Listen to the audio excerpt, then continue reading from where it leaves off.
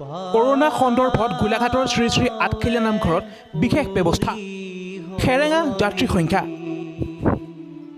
বিশ্বব্যাপী ক'ৰোনা সন্ত্ৰাসৰ প্ৰতি লক্ষ্য ৰাখি গোলাঘাটৰ শ্ৰী শ্ৰী আঠখেলীয়া নামঘৰতো ভকত বৈষ্ণৱ তথা যাত্ৰীৰ বাবে হাত ধোৱাৰ ব্যৱস্থা নামঘৰ কৰ্তৃপক্ষৰ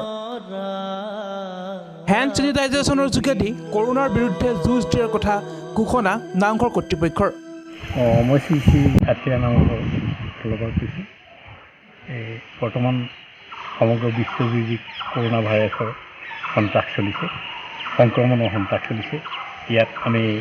আমাৰ নামঘৰটোত তাৰ পৰিৱেশ নকৰাকৈ থকা নাই বৰ্তমান আমাৰ এই নামঘৰত 9-10 বজাৰ ভিতৰত সেউকী যিটো পৰিৱেশৰ দলদুপ ফেন্দুলুপ যিটো অৱস্থা সেই অৱস্থা এতিয়া নাই বৰ্তমান আপোনালোকে টিভি স্ক্ৰীণত দেখিবলৈ পাব যে এটা নিৰ্মল পৰিৱেশৰ সৃষ্টি হৈছে ইয়াত মানুহ নাই কিন্তু পুৱাৰ ভাগতে 2-4জনে আহি পেলাই চাকি বন্তি জ্বলাই গ'ল গতিকে এই যাত্ৰীসকলক স্বাস্থ্য ৰখাৰ বাবে ৰক্ষাৰ বাবে আমি সজাগ কৰিবৰ বাবে হাত ধোৱাৰ ব্যৱস্থা হেণ্ড ৱাছৰ যোগেদি হাত ধোৱাৰ ব্যৱস্থা কৰাইছোঁ আমি এজন মানুহ তাত নিয়োগ কৰিছোঁ তেওঁ এইসকলক যাত্ৰীসকলক প্ৰতিজন যাত্ৰীকে হাত ধৰি ধুই নামঘৰৰ ভিতৰত প্ৰৱেশ কৰা চৌহদৰ ভিতৰত প্ৰৱেশ কৰাৰ সম্পৰ্কে অৱগত কৰিছে ইপিনে ক্ৰমাৎ জনশূন্য হৈ পৰিছে নামঘৰ পৰিসৰ যি সময়ত সাধাৰণ দিনে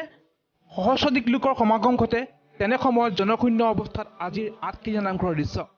ক'ৰোনাৰ আতংকই বাবেই এই পৰিস্থিতিৰ সৃষ্টি হোৱা বুলি ঘোষণা কৰে নামঘৰ কৰ্তৃপক্ষই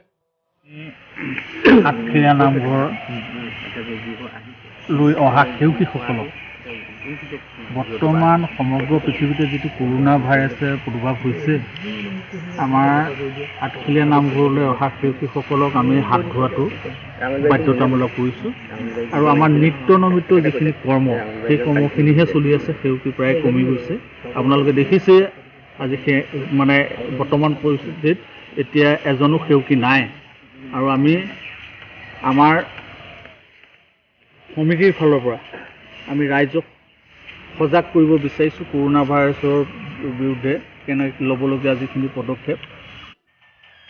উল্লেখ্য যে ক্ৰমান্বয়ে জনশূন্য হৈ অহাৰ বাবে ক'ৰোনা সন্দৰ্ভত জিলা প্ৰশাসনৰ কোনো সহায়ৰ প্ৰয়োজন হোৱা নাই বুলিও উল্লেখ কৰে নামঘৰ পৰিচালনা সমিতিয়ে দেৱাশিষ সাহাৰ ৰিপৰ্ট গোলাঘাট ডায়েৰী